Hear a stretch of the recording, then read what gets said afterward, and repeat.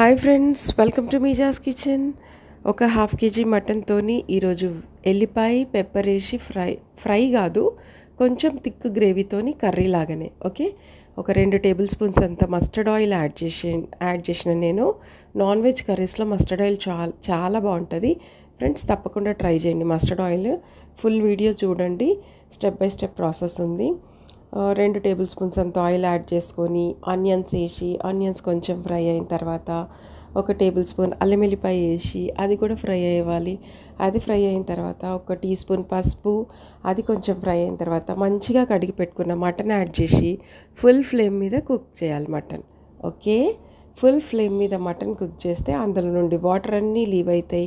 ఆ వాటర్ అన్నీ లీవ్ అయిన తర్వాత 2 టమాటోస్, 3 పచ్చిమిరపకాయలు, కొంచెం కొత్తిమీర, పుదీనా యాడ్ చేసి మంచిగా మిక్స్ చేసుకోవాలి.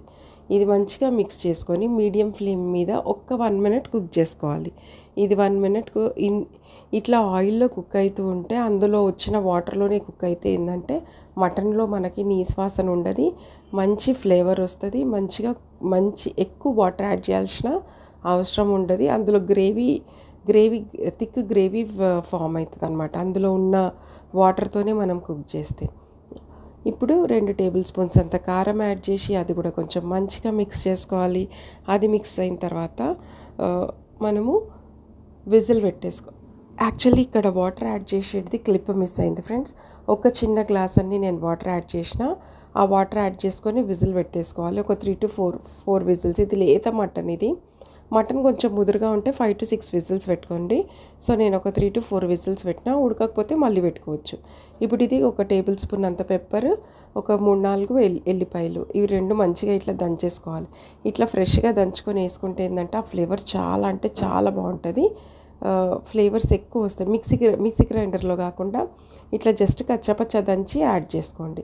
ఇప్పుడు మటన్ మనకు మంచిగా కుక్ అయిపోయింది. ఫైనల్గా మనం పెప్పర్, ఎల్లిపాయలు యాడ్ చేసి కలిపేసుకొని 1 మినిట్ సిమ్లో కుక్ చేసుకోవాలి. ఆయిల్ అంతా లీవ్ అయిపోతుంది. మటన్ కూడా మంచిగా కుక్ అయిపోయింది. ఈ ఆయిల్ అంతా లీవ్ అయిపోయిన తర్వాత ఇంకా మనకు మటన్, పెప్పర్, వెల్లుల్లిపాయ మటన్ రెడీ. వెల్లుల్లిపాయ pepper mutton curry ready. Okay, ఏ పేరన్నా పెట్టుకోవచ్చు, అది మన ఇష్టం. ఓకే, మనం ఏం ఇంగ్రీడియంట్స్ అయితే యాడ్ చేస్తున్నామో దాన్ని బట్టి మనం పేరు పెట్టుకోవచ్చు. సో ఇప్పుడు మనకి మటన్ కర్రీ మంచిగా థిక్ గ్రేవీతో మంచిగా రెడీ అయిపోయింది. ఇది చపాతీలో, రైస్లో మంచిగా వైట్ రైస్లో అద్దరిపోతుంది. వైట్ రైస్ మంచిగా ఇంత కర్రీ వేసుకొని తిన్నారంటే సూపర్ ఉంటుంది.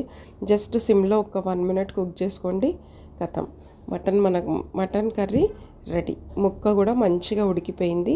ఓన్లీ 4 విజిల్స్కే ఉడికింది. మటన్ మనం చూసుకొని విజిల్స్ పెట్టుకోవాలి అంతే. కొంచెం ముదురుంటే 4 to 5 విజిల్స్, నార్మల్గా లేతగా ఉంటే 3 to 4 విజిల్స్. సో ఇప్పుడు సర్వింగ్ ప్రాసెస్. మంచిగా సర్వ్ చేసుకొని రొట్టెలో, అన్నంలో కానీ, పూరిలో కానీ, ఎందులోనైనా తినేసేయచ్చు. సో మీకు కనుక ఈ వీడియో నచ్చితే ఏం చేయాలి? లైక్ చేయాలి, షేర్ చేయాలి, సబ్స్క్రైబ్ చేయాలి, ఇంకా బెల్ ఐకాన్ క్లిక్ చేయాలి. న్యూ సబ్స్క్రైబర్స్ ఎవరైనా ఉంటే బెల్ ఐకాన్ క్లిక్ చేయండి. మీకు కనుక నా వీడియోస్ నచ్చితే లైక్ చేయండి, షేర్ చేయండి, సబ్స్క్రైబ్ చేయండి. Thank you for watching.